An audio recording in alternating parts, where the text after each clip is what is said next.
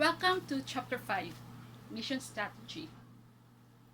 In Chapter 4, we discussed the different eras, and in the third era, it's focusing towards already unreached people group. And what is the good news is a lot of mission organizations and agencies now are also focusing on unreached people group. And this is the hopeful thing that we have right now is agencies and organizations are more focused on really reaching the unreached people group. And in the advancement of the Wi-Fi, of internet, now that we have 5G, there is no more isolated groups that are remote and unreachable. But there's still a lot of people groups that are isolated because of not because of geographic, but because of cultural and social and even language barriers. So there are still a lot of people groups that are still isolated because of these reasons. And the more that we need fresh and more appropriate strategies to successfully reach these people groups, to be able to finish the task remaining. But good news is, recent statistics show more and more missionaries are joining the missionary movement, not from the Western world anymore, but more from Asia's and other parts of the world.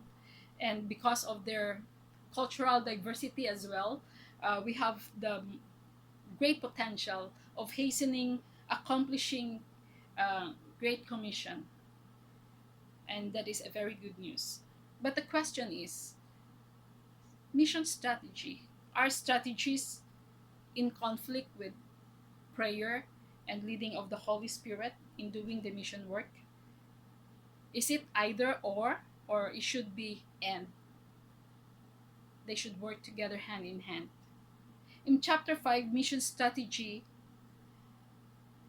itself, the title denotes that we should have an appropriate strategy.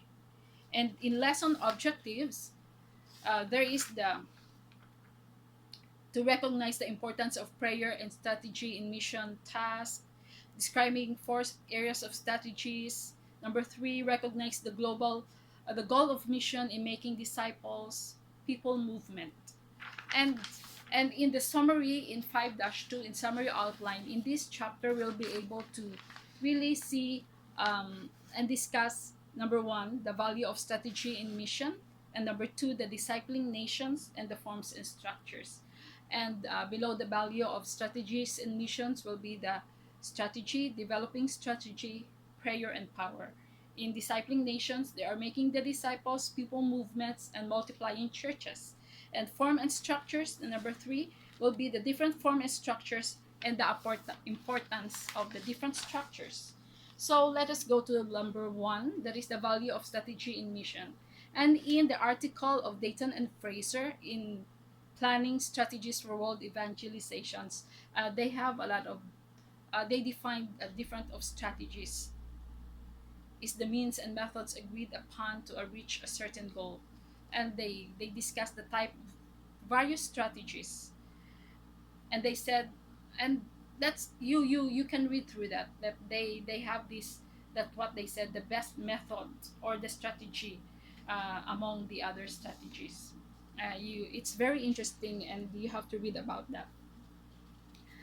And in developing strategies in for consideration in developing strategies by Peter Wagner, he described the four goals about developing strategies.